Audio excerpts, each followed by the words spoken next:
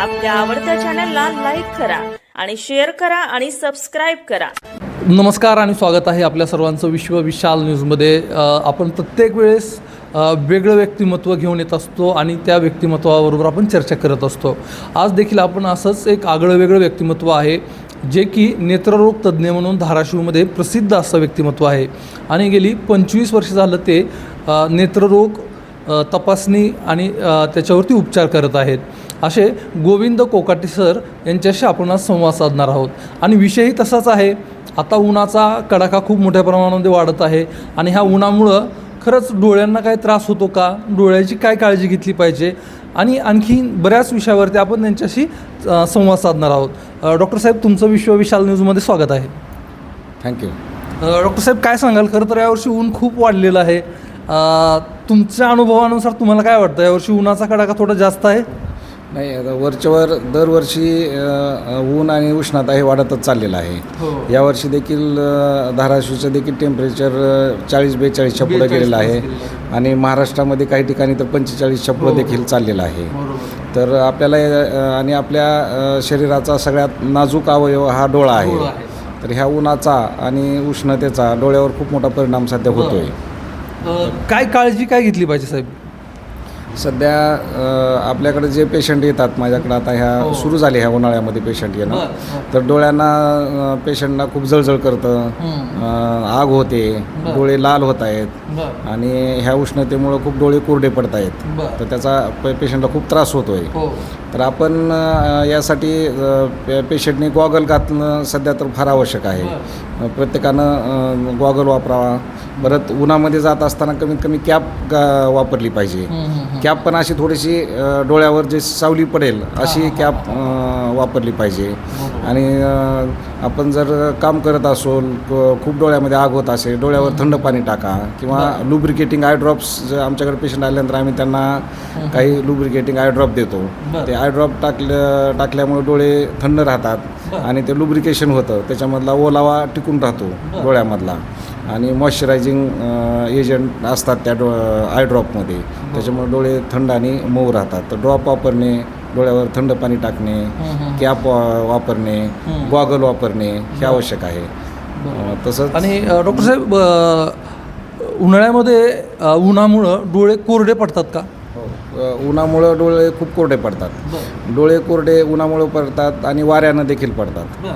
तर उन्हाळ्यामध्ये गाडीवर देखील मुलं खूप जोरात हवा लागते, त्याच्यामुळे देखील कोरडे पडतात. वारं, ऊन आणि जागरण ह्या 3 गोष्टीमुळे डोळे कोरडे पडतात. तर आपण जागरण पण टाळलं पाहिजे. उन्हाळ्यामध्ये कमीत कमी जागरण करा आणि गाडीवर देखील गॉगल वापरा आणि बाहेर घराच्या बाहेर पडल्यानंतर गॉगल वापरा. एवढी जरी काळजी घेतली आणि ड्रॉप टाकले तरी उन्हापासून खूप मोठं संरक्षण होतं डोळ्याचं. हां. याचबरोबर डॉक्टर साहेब, आता काय होतं, आपण तिन्ही ऋतू असतील, उन्हाळा असेल, पावसाळा असेल किंवा हिवाळा असेल, अगदी ह्या तिन्ही ऋतूमध्ये मोबाईल हा अनिवार्य झालेला आहे आणि मोबाईल हे गरजेचंच आहे आणि वापरला जातो. तर उन्हाळ्यामध्ये मोबाईल कसा वापरला पाहिजे किंवा काय केलं पाहिजे, त्यासाठी काही वेगळे चष्मे किंवा काय, या संदर्भात काय सांगाल आपण?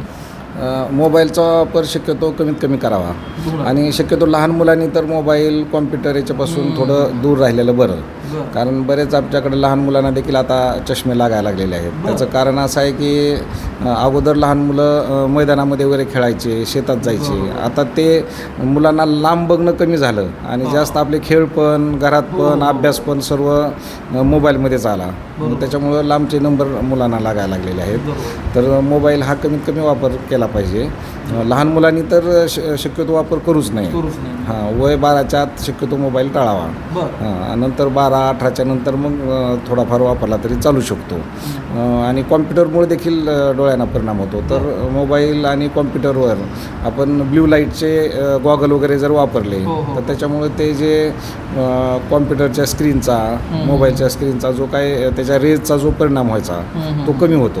ते अल्ट्राव्हायोलेट रेज फिल्टर होतात त्या ग्लासेसमधून. असे काही ग्लासेस वगैरे UV रेज फिल्टर होणारे गॉगल वापरून मग ते आपण कॉम्प्युटर वगैरे वापरला तरी चालू शकतो. बरोबर. आता डॉक्टर साहेब, विषय काय आहे की मध्यमवर्गीय जो वर्ग आहे किंवा उच्चवर्गीय जो वर्ग आहे हे एक काही प्रमाणामध्ये डोळ्याची काळजी घेऊ शकतात. पण आपण जो शेतकरी वर्ग जो आहे आपला, तर हा शेतकरी वर्ग शेतामध्ये काम असेल, कामाच्या निमित्तानं त्याला शेतात जावं लागतं, तर त्याला जर हे गोष्टी शक्य नसतील, जसं की तुम्ही ते ड्रॉप सांगितला वापरणं वगैरे, तर त्यानं वेगळं काय अशा पद्धतीनं काळजी घेतली पाहिजे? त्यानं एकतर उन्हापासून संरक्षण करणं तर आवश्यकच आहे, शेतकऱ्यांना देखील आवश्यक आहे. काम करत असताना देखील त्याने चेहऱ्यावर सावली पडेल अशी एखादी कॅप अशी लावू शकतात. कॅप लावणं सगळ्यात जास्त महत्त्वाचं. समजा त्यांना काम करत असताना गॉगल जरी नाही वापरता आले, आय ड्रॉप नाही वापरता आले, तरी त्यांनी देखील डोळे जळजळ करायले, तर त्यांनी थंड पाणी डोळ्यावर टाकू शकतात. थंड पाणी डोळ्यावर टाकू शकतात. समजा काकडी वगैरे आहे, काकडी देखील खूप थंड असते, तर काकडीचे देखील आयुर्वेदिकमध्ये हे पण करतात. काकडीचे चकती केली आणि ती जरी डोळ्यावर ठेवली तरी डोळे थंड राहतात. तर असे देखील शेतकरी करू शकतात. किंवा ओला कपडा दुपारी झोपल्यानंतर ओला कपडा थंड पाण्यामध्ये कपडा ओला करणे, डोळ्यावर ठेवणे, यानं देखील डोळे जळजळ करणे कमी होतं. बरोबर. असे शेतकरी देखील अशा प्रकारे आपले डोळ्याचे संरक्षण करू शकतात. खरं तर डॉक्टर साहेब, तुम्ही अतिशय छान असं माहिती देत आहात, मार्गदर्शन करत आहात. डॉक्टर साहेब, मला एक प्रश्न असा विचारायचा आहे की काही लोकांना काही वेगवेगळे आजार असतात. तो आजार आणि ऊन आणि डोळे या संदर्भात काय सांगाल तुम्ही? नाही, असं आजकाल डायबिटीजचे पेशंट पण खूप आहेत आणि डायबिटीजच्या पेशंटमध्ये डायबिटीजमुळं डोळ्यावर जास्त परिणाम होतो. डोळ्यावर होतो आणि नंतर किडनीवर पण होतो. डोळ्यामध्ये डायबिटीजच्या पेशंटमध्ये डोळ्याच्या पाठीमागच्या पडद्यात खराबी होते, पाठीमागच्या पडद्यामध्ये ब्लिडिंग होते. तर पाठीमागचा पडदा हा डायबिटीजच्या पेशंटनी दर वर्षाला एकदा चेक केला पाहिजे. आणि जर पाठीमागच्या पडद्यात एक वेळ जर खराबी झाली डायबिटीजच्या पेशंटला, तर परत पुन्हा ते नजर परत येणं थोडं कठीण होऊन जातं. मग त्याच्या अगोदर त्याला लेझर करता येतं, त्याला इंजेक्शन असतात, त्याला औषध वगैरे ट्रीटमेंट करता येते आपल्याला. तर त्याच्यासाठी त्यांनी 1 वर्षातून एकदा डायबिटीजच्या पेशंटनी डोळ्याच्या पाठीमागचा पडदा चेक करणं आवश्यक आहे. बरोबर. डायबिटीजचे पेशंट तर आहेतच, पण काही जणांना काही वेगळे आणखी आजार असतात, तर त्या आजाराचा इफेक्ट होतो का डोळ्यावरती उन्हामुळं? तसं ज्यांना सांधेदुखीचा आजार आहे त्यांचे देखील डोळे लवकर लाल होतात, त्यांच्या आतल्या बाहुलीला सूज येते.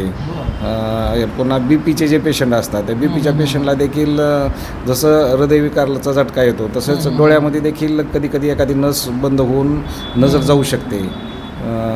एखादा जर प्लॉट डोळ्याच्या रक्तवाहिनीमध्ये अडकला तर पाठीमागच्या पडद्यामध्ये ब्लिडिंग होते किंवा रक्तपुरवठा पाठीमागच्या पडद्याचा बंद होऊन नजर जाते.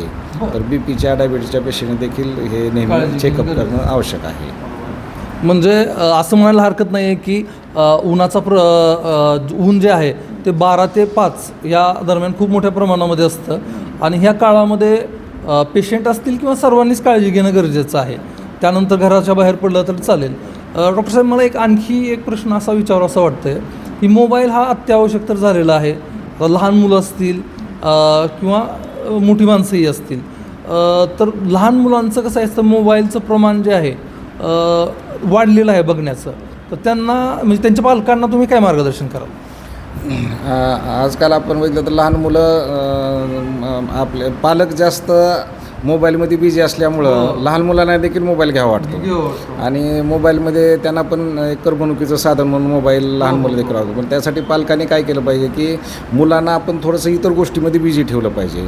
मुलांना पालकांनी बाहेर ग्राउंडवर घेऊन जावं, मैदानामध्ये घेऊन जावं, मैदानी खेळ खेळावे. मैदानी खेळ खेळल्यामुळं एक तर दृष्टी पण चांगली होते, लांबची नजर चांगली वाढते आणि फिजिकली पण मुलं फिट होतात. पण पालक देखील खूप बिझी आहेत सध्या. पालकच मोबाईलमध्ये बिझी असल्यामुळे मुलं पण ते मोबाईलमध्ये जास्त बिझी होतात. पण लहान मुलांना आता सध्या फिजिकल जे एक्झरसाईज पाहिजे ती कमी होते. एका जागेवर बसून लहान मुलांना खेळण्याची थोडी सवय लावा, त्यांच्याबरोबर थोडे गप्पा मारा, त्यांच्याबरोबर पुस्तक वाचण्याची त्यांच्यामध्ये आवड निर्माण करा. इतर कुठल्याही खेळामध्ये त्यांना गुंतवलं तरी चालतं.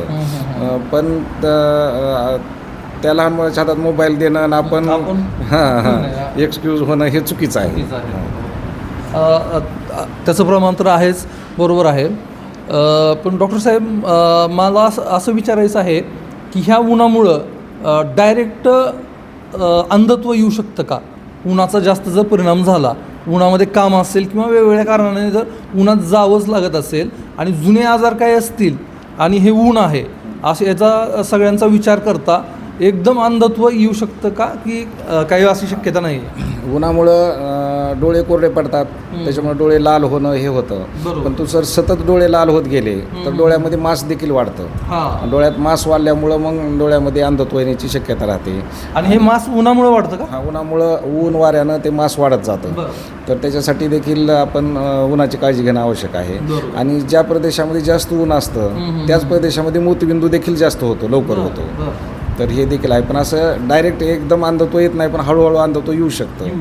पण मी आजकाल बघितलं तर पण ह्याच्यामध्ये आपण जर संरक्षण केलं तर हे मांस वगैरे वाढणं हे कमी होऊन जातं. डॉक्टर साहेब, आणखी एक थोडासा विषय बदल होतो आहे, वेगळा प्रश्न आहे. विषय असा आहे की लग्न समारंभ असेल किंवा वेगवेगळे कार्यक्रम असतात आणि त्या कार्यक्रमामध्ये खरं बघायला गेलं तर डी जे जो आहे तो खूप मोठ्या प्रमाणामध्ये वाजवतायत लोक, तर त्याचा पण डोळ्यावरती इफेक्ट होतो का?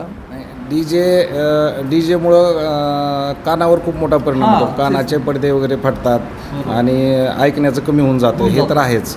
आणि हृदयविकाराचे जे आजार असतात ज्या पेशंटना, त्यांनामुळं डी जेच्या आवाजामुळं खूप वेळेस हृदयविकाराचा झटका देखील येतो आणि खूप पेशंटला हृदयविकाराचा त्रास होतो ह्या डी जेमुळं. तर ह्याचा आवाज कमी करणे एक आवश्यक आहे. आणि डी जेच्या आवाजाचा जो परिणाम होतो तसंच त्याच्यामध्ये कधी कधी ते डी जेवाले लेझर लावतात. आणि लाईटिंग खूप मोठी करतात आणि ते लेझर किरण जे डोळ्यामध्ये जर गेलं तर त्याच्यामुळे अंधत्व झालेले पेशंट खूप आजकाल वाढत आहेत.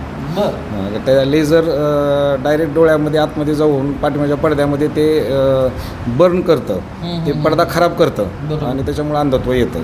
बरोबर. डॉक्टर साहेब, खरं तर हे सुंदर असं जग आहे ते आपण आपल्या सुंदर अशा डोळ्यांनी पाहतो. खरं तर हा उन्हाचा विषय झाला किंवा मोबाईलचा विषय झाला, ठीक आहे. पण जसं आपण एखादी आपली वस्तू असेल, म्हणजे साधं उदाहरण घ्यायला गेलं तर आपण आपल्या मोबाईलची आपल्या जीवापेक्षा जास्त काळजी घेतो. त्या पद्धतीनं तुम्ही छोट्या छोट्या टिप्स काय सांगाल जेणेकरून की डोळ्याची काळजी घ्यावी कशा पद्धतीनं? आता सध्या उन्हाळ्यामध्ये तर आपण डोळ्याची काळजी घेण्यासाठी सर्वांनी गॉगल वापरणं आवश्यक आहे. आणि उन्हामध्ये जास्त फिरू नये. उन्हामध्ये जास्त फिरणं टाळलं पाहिजे. गॉगल वापरा, गाडीवर देखील गॉगल वापरा, कॅप वापरा, डोळ्यावर थंड पाणी टाका आणि एखादा लुब्रिकेटिंग ड्रॉप एखादा डोळ्यामध्ये वापरा. एवढी काळजी घेतली तरी डोळे उन्हाळ्यासाठी चांगले राहतील. आणि पाणी भरपूर प्या. पाणी जास्त पिणं पण जास्त आवश्यक आहे. झोप जास्त घेणं आवश्यक आहे. एवढी काळजी घेतली तरी खूप झालं. डॉक्टर साहेब, अजून एक शंका आहे की सर्वसामान्य लोकांची अशी शंका असते की दाढ हलायला लागली किंवा दाढ दुखायला लागली किंवा दाढ काढायची म्हटलं तर डोळ्यांना इजा होऊ शकेल, असं एक गैरसमज आहे. तर त्याबद्दल तुम्ही काय सांगाल? डोळ्याचा आणि दाढेचा किंवा दाताचा डायरेक्ट संबंध आहे का? दाताचा आणि डोळ्याचा डायरेक्ट असा काही संबंध नाही. म्हणजे लोकांमध्ये अशी अफवा आहे की डोळ्याची आणि दाताची नस एक असते वगैरे, असं काही नाही. डोळ्याचे प्रॉब्लेम वेगळे आहेत, दाताचे वेगळे आहेत. परंतु ते एकाच वयात दोन्ही प्रॉब्लेम सुरू होत असल्यामुळं लोकांना असं वाटतं की दातामुळं डोळ्याला प्रॉब्लेम झाला, डोळ्यामुळं दाताला झाला, असं काही नाही. दोन्ही सेपरेट आहेत, त्याचा काही एकमेकावर परिणाम होत नाही. डॉक्टर साहेब, खरं तर तुम्ही प्रत्येक विषयावरती प्रत्येक प्रश्नाचं अतिशय छान असं उत्तर देत आहेत, चांगलं मार्गदर्शन होत आहे. मला एक विचारायचं आहे की आहार आणि डोळे या संदर्भात आपण काय सांगाल? कसा आहार डोळ्यासाठी चांगला आहे? आता असं म्हटलं जातं की गाजर खाल्ल्यानंतर डोळे जे आहेत ते म्हणजे डोळ्यासाठी गाजर चांगलं आहे असं म्हटलं जातं. तर असं काय सांगाल तुम्ही की फळ असतील किंवा आहार विहार कसा असावा? डोळ्याचे पाठीमागचे पडदे चांगले राहण्यासाठी व्हिटॅमिन एची जास्त आवश्यकता असते.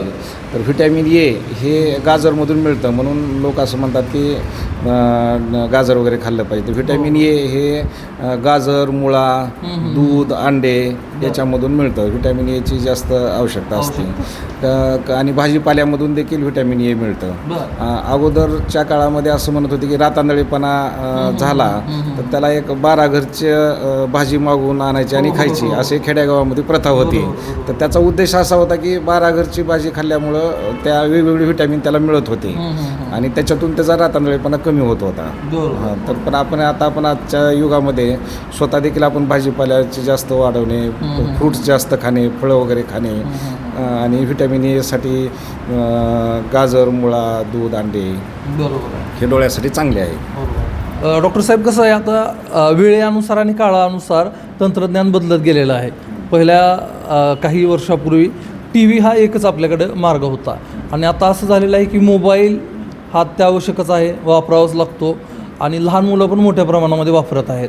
आता काय झालेलं आहे की ते पूर्णपणे बंद होईल किंवा पूर्णपणे बंद करणं अशक्य आहे असं वाटतं. तर तुम्ही कशा पद्धतीनं पालकांना आणि विद्यार्थ्यांना मार्गदर्शन कराल की काय केलं पाहिजे त्याच्यावर त्यांनी? काही अभ्यास देखील त्या मोबाईलमध्ये आहे. मोबाईलमध्ये सर्वच आहे. मोबाईलमध्ये खेळ पण आहे, करमणूक आहे, अभ्यास पण आहे, नॉलेज पण आहे. पण आपण आपल्या ज्ञान वाढवण्यासाठी अभ्यासासाठी मोबाईलचा थोडाफार वापर केला तरी चालतो. पण आपण करमणुकीसाठी पण मोबाईलच वापरणार, खेळासाठी पण मोबाईलच वापरणार हे चुकीचं आहे. खेळ खरं तर ज्यानं शारीरिक एक्झरसाईज होते, ज्यानं शारीरिक व्यायाम होतो हे खरे खेळ. हां, त्या मोबाईलमधल्या गेमनं काही शरीराला फायदा होत नाही, काही होत नाही. तर त्याच्यामधून फक्त तुम्ही करमणुकीच्या साधनं कमी केली आणि खेळ कमी केला तरी खूप वेळ वाचेल मुलांचा. हां, अभ्यासासाठी एक ठराविक वेळ द्या की अभ्यासासाठी देखील आपल्याला पुस्तकं आहेत, इतर गोष्टी पण आहेत नॉलेज घेण्यासाठी. तर तुम्ही पुस्तकातून अभ्यास करा आणि दिवसामधून 1 तास 2 तास ठरवून द्या की एवढे 1 किंवा 2 तासच फक्त तू मोबाईलमधून अभ्यास कर. हां, बाकीचा तू मग पुस्तकामधून अभ्यास कर. असं जरी पालकांनी ठरवलं तरी खूप होतं. आणि खेळ आणि करमणूक ह्याच्यासाठी तू मोबाईल ह्याचं साधन वापरू नको, इतर साधनं तुझ्याकडे खूप आहेत. अशा प्रकारे आपण पालक त्यांना डायव्हर्ट करू शकतो आपण त्या मुलांना मोबाईलपासून.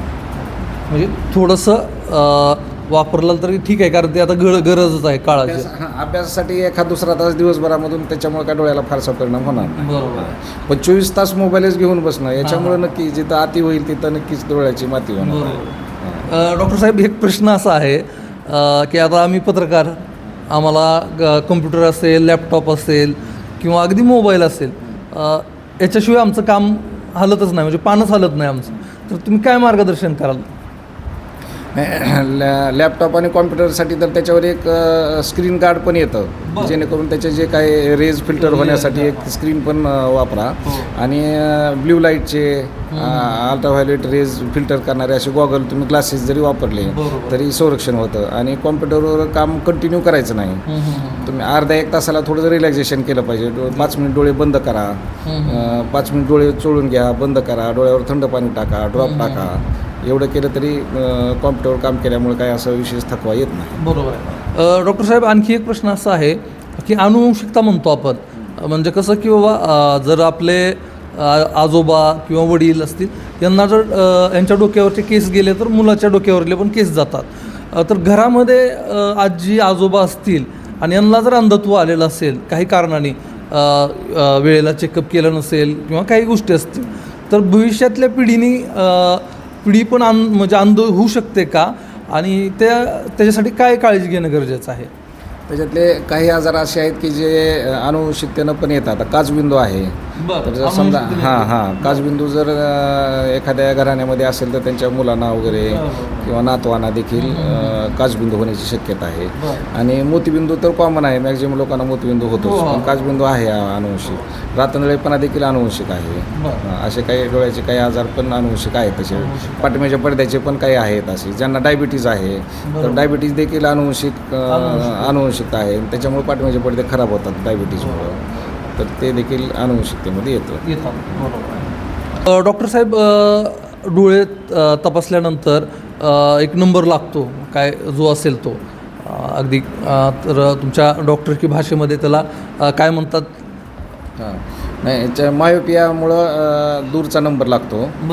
तर बऱ्याच मुलांना आता लहानपणी देखील मायोपियाचा आजार होतो आणि दूरचा नंबर लागतो.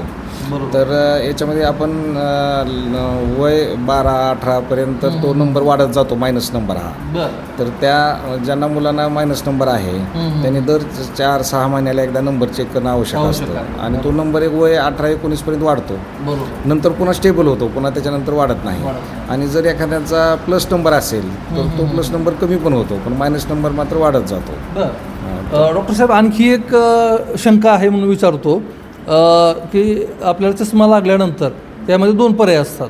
एक म्हणजे चष्मा वापरणे हा एक पर्याय झाला आणि दुसरा पर्याय असतो कॉन्टॅक्ट लेन्सचा. तर त्या कॉन्टॅक्ट लेन्सबद्दल काय सांगाल तुम्ही की त्या उपयुक्त आहेत किंवा त्याचे समज गैरसमज हा एक विषय आहे की सरळ आपला साधा चष्मा वापरावा?